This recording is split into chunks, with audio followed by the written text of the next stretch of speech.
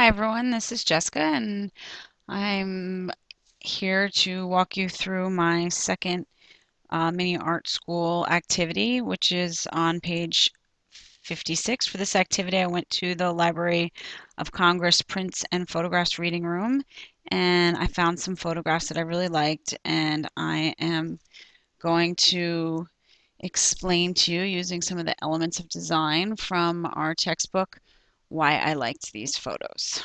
Okay, so we'll start with the first one. The first photograph is called Nelson Atkins Art Museum in Kansas City, Missouri, and the photographer is Carol Highsmith. There was a whole gallery of her photographs, which were really cool.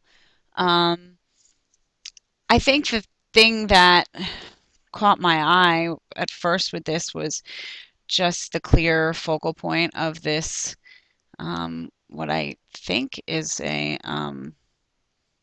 huge sculpture of what looks to me like a badminton birdie in the front lawn of this. And I just think was just really interesting how it created contrast with the building in the back, which I assume is the art museum, and all the elements around. And so a lot of what drew me to this photograph is around this concept of contrast that is, um, definitely one of the elements of good design that was covered in our textbook. Um, the contrast of that sort of bright white color, um, along with with the sort of gray and darker colors in the back, also the contrast of the sort of modern feel of that sculpture versus the more traditional lines and of the building in the back. Um, I think that the lines of the picture are really interesting, the way it sort of breaks sort of down, I guess like three-quarters of the way down, and then here the sort of sky taking up, sort of half of it. And then and the way that there's allowed to be all this space here makes it really, really interesting. Again, playing on that contrast. Um, I think that that gives it a sort of balance, even though, in a way, this element here, I think it's what makes it interesting and sort of gives it a little bit of asymmetry while the rest of the picture is balanced, with these, when you really think about it, it could be really sort of boring or with all this sky and all this ground, but somehow it all sort of works with this. Oops, I didn't mean to do that. Um, Hold on.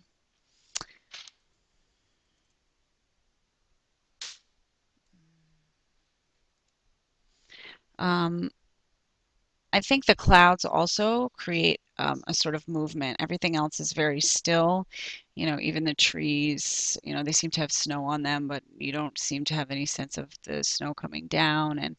And the badminton thing in the front is very still, but somehow the clouds create that sense of it, of movement, and the fact that this is, sort of outside somewhere in real life, and there's, looks like there's some sort of storm coming through or whatnot.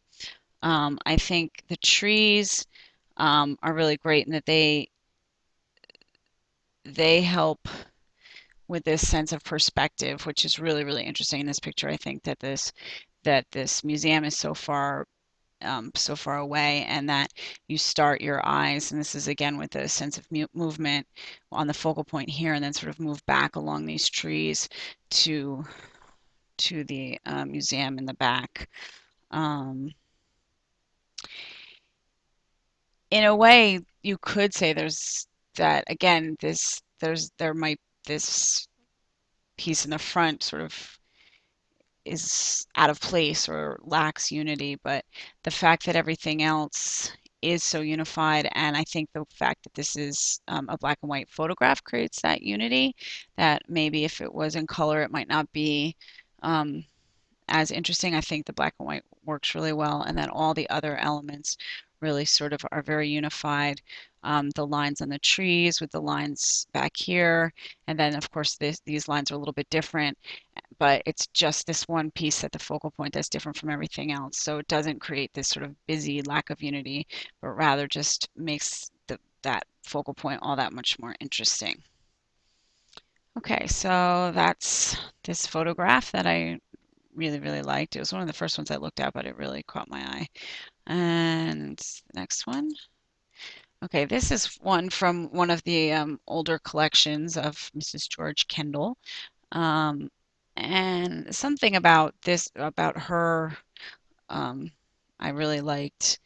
Uh, and also just the texture of the photograph, not just within the photograph, because I think there's lots of interesting textures with the curtain here and her clothing. And you can, as old as the photograph obviously is, there's this, you can clearly see the different texture of the sort of lace here and her dress, but then also the texture of the photo being a copy and the way that it's sort of worn on the outside here. And I don't know if this is, you know, that it was a photograph of a photograph, but I think, and the way that it's worn here and creates this really, really interesting texture that somehow, lets us know the age of the photograph and this idea of it's sort of this found, um, something that's been found from the past, and that's evident in the way that the photograph is at this point.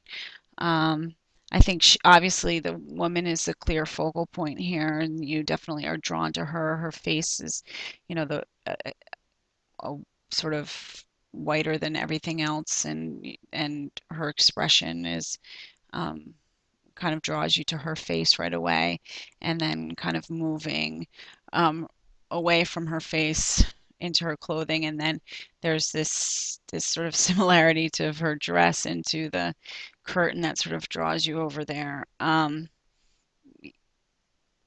this idea that that all the interesting things in the text are over here, and there's this like blank space here, but it sort of frames her. This use of space works in that sense. Um, I think, you can, this use, the one of the terms in the book, this use of value is really interesting here because of the grayscale and the sort of darkness and depth and the different tones that you're getting despite the lack of color here, is really interesting.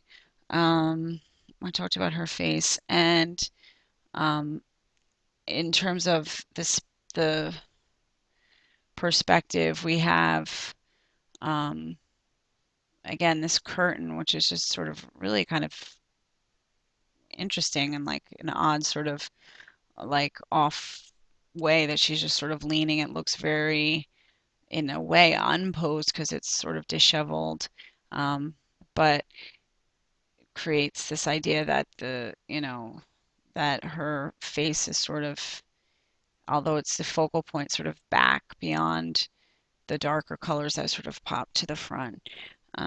So this was a sort of interesting one that I liked, for a lot of different reasons that we talked about in the book. Sort of interesting to see how that all plays out. I'm just looking at it now, realizing that this picture is actually different from this one, which may just be that this one was cut off. This one over here was cut off, which is kind of interesting. Okay, and the last one is another older one. This is of Egypt and the village and pyramids during flood time. Um, I think obviously the focal point here is the pyramids. I think the use of space again is really interesting with all of these. I did notice that there was a, fair amount of, white space or gray space, but, blank space that really, and you didn't have any trouble knowing where to look. The contrast between these clean lines of the pyramid here and the sky, I think is really interesting. And then between the dark here and the pyramids on either side, I think the horizon, this is clearly sort of almost cut in half, but there is this really, oh,